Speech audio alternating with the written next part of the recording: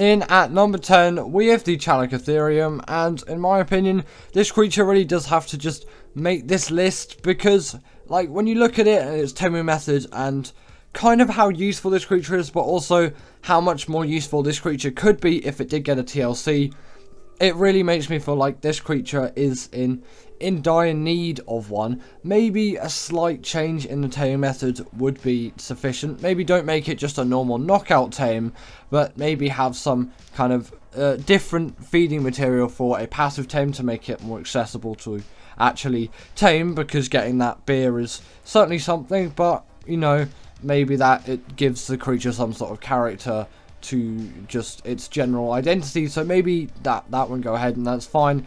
But if it has just some general quality of life improvements, and actually for me it is mainly the tame method when coming back to it. If it had a more accessible tame method, if its rocks maybe did some more damage and were slightly more aimable, that's probably just my part, that could be useful. And maybe if it had some maybe like an extra special ability or something like that, it could really bring this creature together. And I'm actually keen to hear what you think your ideas should be for these creatures and what TLCs they should actually get. Next up, we have got the Basilisk, and I feel like this is such a cool creature when you think of it, but when you actually maybe use it in practice, it doesn't really hype up to everything. And partly I think it should have some better mobility overall, maybe some extra abilities on top of what it already has, maybe allow it to deal more damage. I think the tame method is fine, it makes sense. It's a little bit irritating, but considering what kind of creature this is, you would probably expect that. I'm fine with it. If they did want to change it in future with a TLC, that'd be fine, but that's not usually what TLCs are about. It would be adding some extra special abilities, and like more maybe utilizing that underground ability even further, and maybe like an ability to send shock waves and knock back creatures under the ground and like leap up under them and just demolish them. You could definitely use some really cool features with that as well, which aren't currently in the game. Now, next up, we've got the Giga, and I feel like it's a time at this point where this creature needs some sort of TLC, and maybe it's not in the most dire need, but I really feel like compared to the Cochrodonsaurus and other creatures like that, it's very far behind in just what this creature is and what its abilities are like. And yeah, I know it's a lot easier to tame than a Cochrodonsaurus in most cases. It's in some ways a lot more resource intensive because you need all of those trank arrows, but it's not as laborious of a method, and less things can kind of go wrong in the taming of this thing. But I still think it's quite dated in how it works as a creature compared to something like Cochrodonsaurus. I'm not saying like make it exactly like that creature, but maybe if it had the stats of like a wild Giga, maybe you'd still keep that rage buff if necessary. Otherwise, remove that, as you know it's quite a big hindrance, and the Cochrodonsaurus doesn't have that. And I know I'm relating it a lot to that creature, but Ark is a different game now than what it was in 2016, so this creature, it has a lot of dated things about it, which is why I'm putting it on this list. I'm not saying like maybe it's in the most dire need of TLC, but I really do think Wildcard should give the Giga at some point a reconsider over, because it's such an influential Ark tame, and I think it deserves something. In at number 7, we have got the Carb Enemies, and I put this thing here as I think it could be a really useful starter tame. It kind of already is, but it could be even better if it had just a little TLC, and maybe increase its movement a little bit, give it some special abilities, possibly some kind of spinning attack that could stun some enemies underwater, maybe give it some better gathering features, possibly something like that. You could even maybe give it the pack buff in a pack. I know it's not really the most useful thing. Again, very keen to hear your ideas on what TLCs you think these creatures should get, and what actually other creatures which I haven't put on this list, which you think you need TLC should actually have. Personally for me, if it had some kind of special attack on top of it, its saddle is fine. Not like it, yeah, the cementing pace is a little bit of a hindrance. You could make that a little bit cheaper, but it kind of makes sense. It is a good underwater creature. I'd say maybe boost its speed a little bit, add maybe more of an essence of damage, maybe make these things better turrets though, because there are just so many good opportunities with this creature which I think Wildcard kind of misses out on.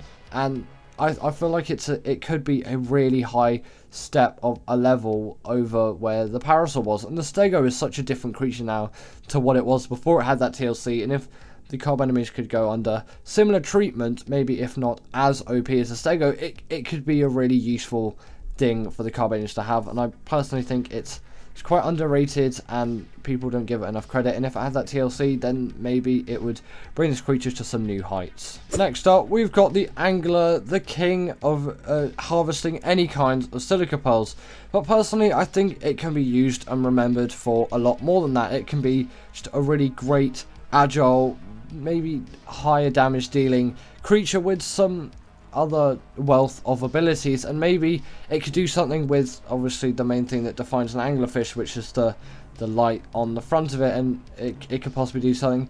But I'm not actually sure how much it illuminates, but if it would be kind of useful if you could really use it to illuminate your way in the night, that would be quite nice. If it had some kind of basic saddle and armor, that would boost it up another level, and some more special abilities, because all it can really do is attack and just gather some silica pearls. And I feel like you can be really inventive with this creature and its design.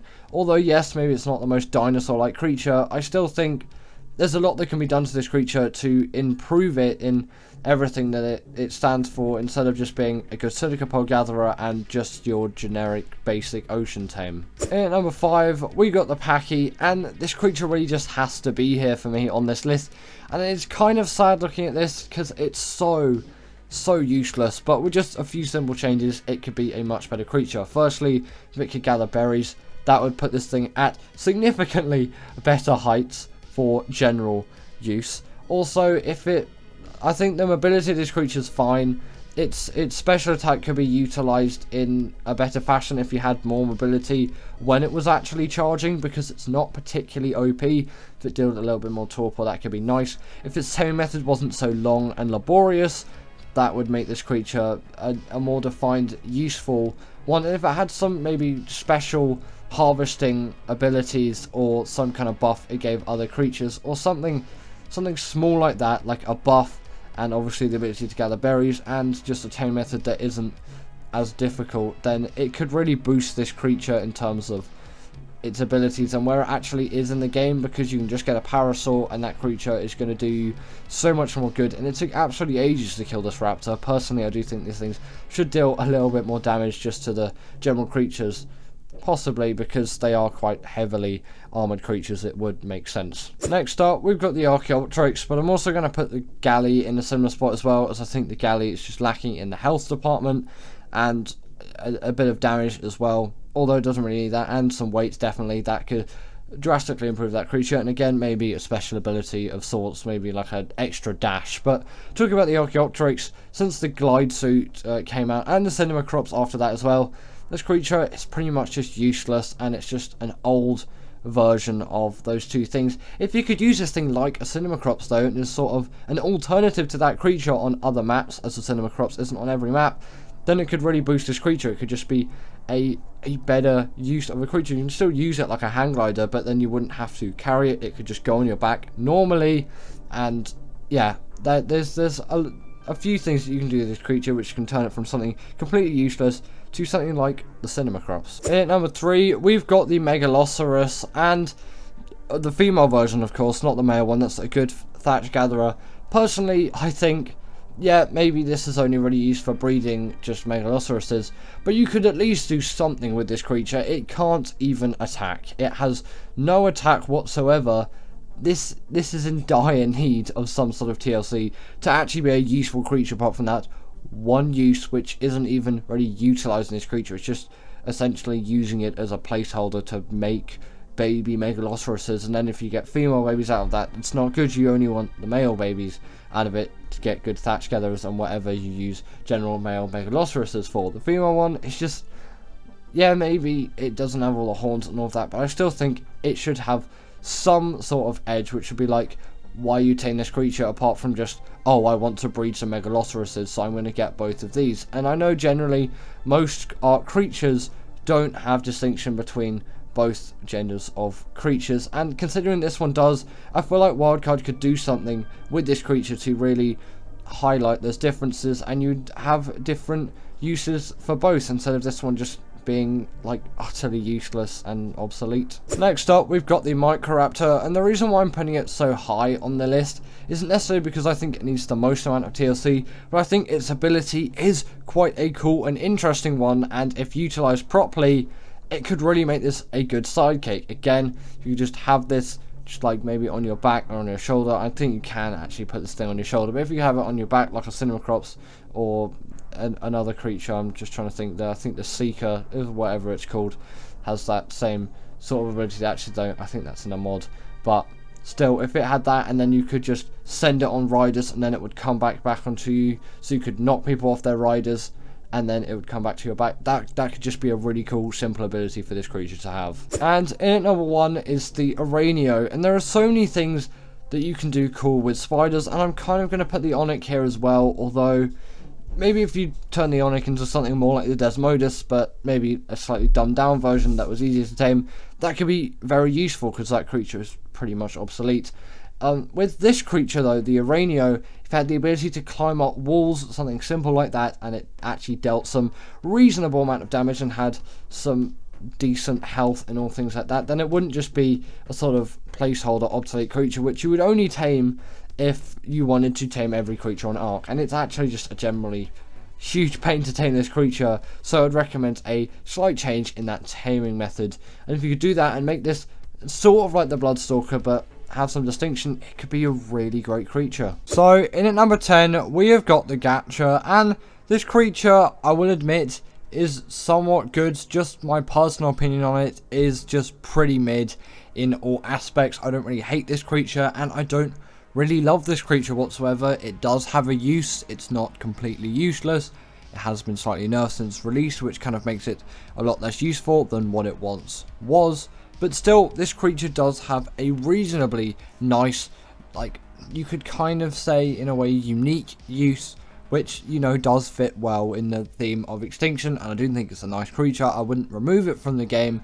Doesn't really need any kind of TLC or anything like that. It's pretty much just the mid of the mid, really. You're not really, it doesn't need to be better, but it doesn't need to be worse either. It's just where it is. Next up, we've got the Quetzal, and although I really do like this creature for its immense weight and the platform saddle, it really does make it a nice, neat creature. This thing really just doesn't fit in with all those newer creatures coming out, and it just seems like a bit of a slow ordeal, and it is a little bit of a slog to tame unless you have a net launcher, especially solo, because these things are an absolute pain to tame solo, and they're just a little bit outdated, which is what kind of makes them mid. If this was in 2016, it would not be on this list whatsoever.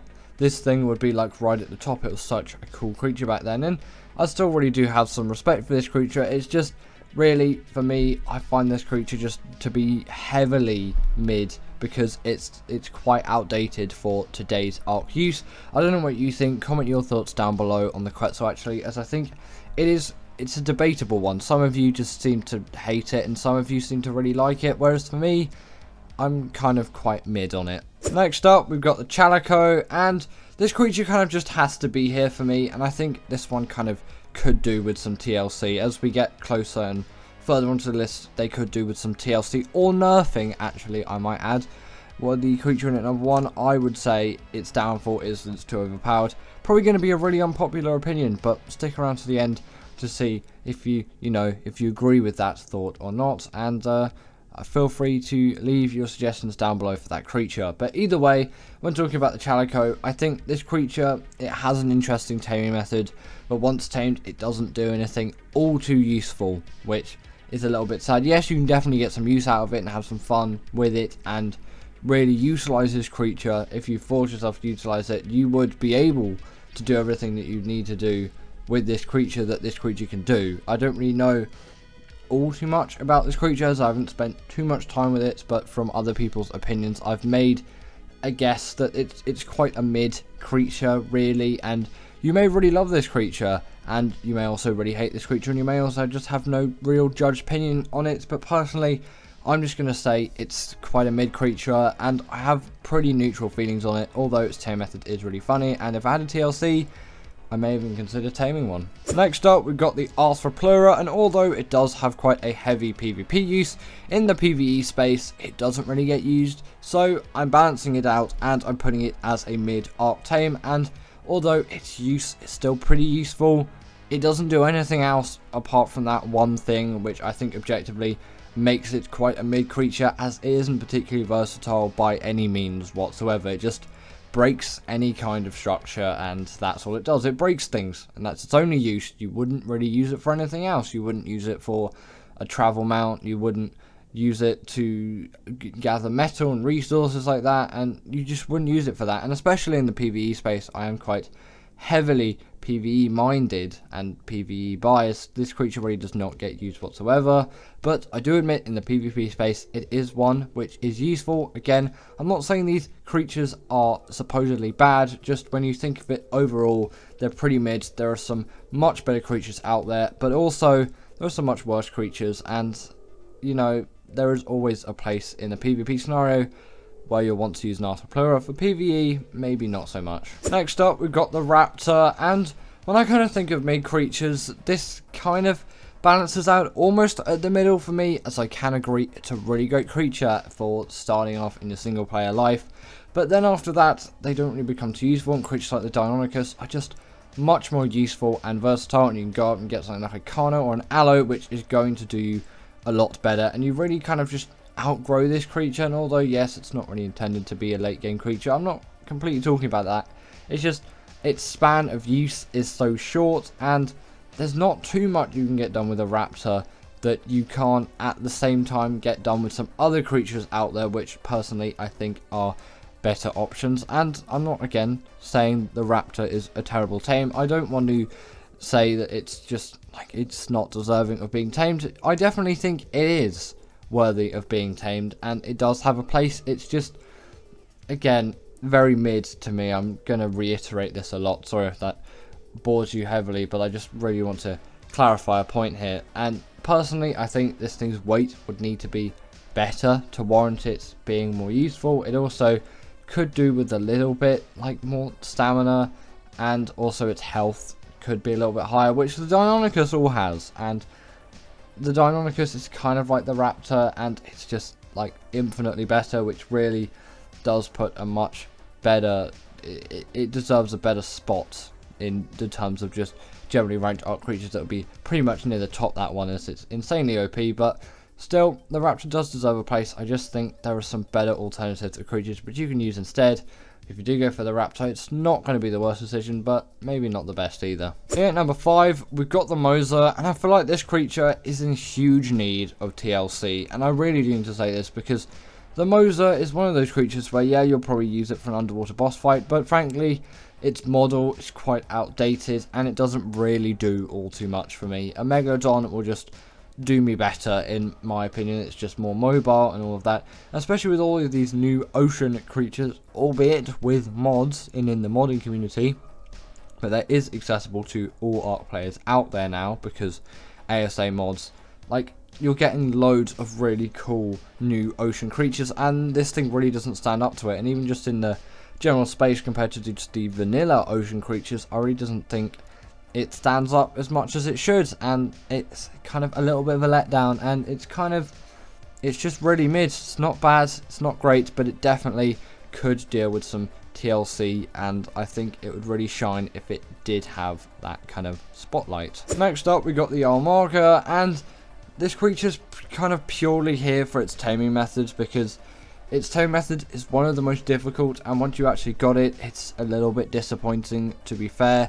And yes, it is still a useful creature, but still, its tame method really does make this thing just so mid, and for most players, maybe even inaccessible, as you probably don't have 24 hours to tame a creature, because, you know, they're so frustrating and irritating to tame. I don't really want to talk about that tame method.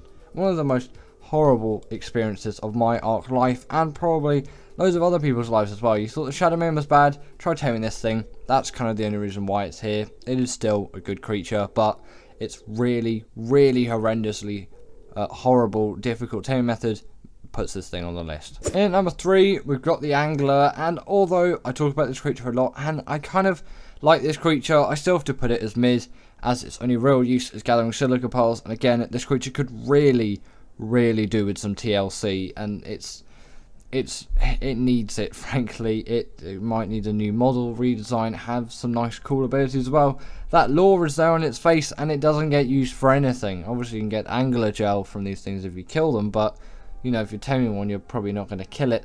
There just really isn't a lot you can do with this creature, and I feel like there's so much potential for it to be a really good, cool underwater tame that I want it to succeed, and I want it to be really cool and inventive, and I kind of wish Wildcard did a lot more with it, because they haven't, and nowadays it's really just a mid creature, which maybe you should tame, maybe you shouldn't tame. It's just, it's mid of the mid, really, so you probably want to avoid it more than actually taming it, because it's not going to be extremely useful to you. But I really think if this thing did get a TLC, it could be a pretty great Ark creature, which I think many of you would be taming. And at number 2, we've got the Archaeopteryx, and I'm kind of purely putting this thing here as it's kind of been outdone ever since Aberration came out, and now this just isn't really useful. With the cinema crops as well, this thing is just so mid, maybe even borderline on just bad and not worth taming. It's definitely on that low end of the mid scale, but I think with some TLC, and if you make it more like the cinema crops but just on the island,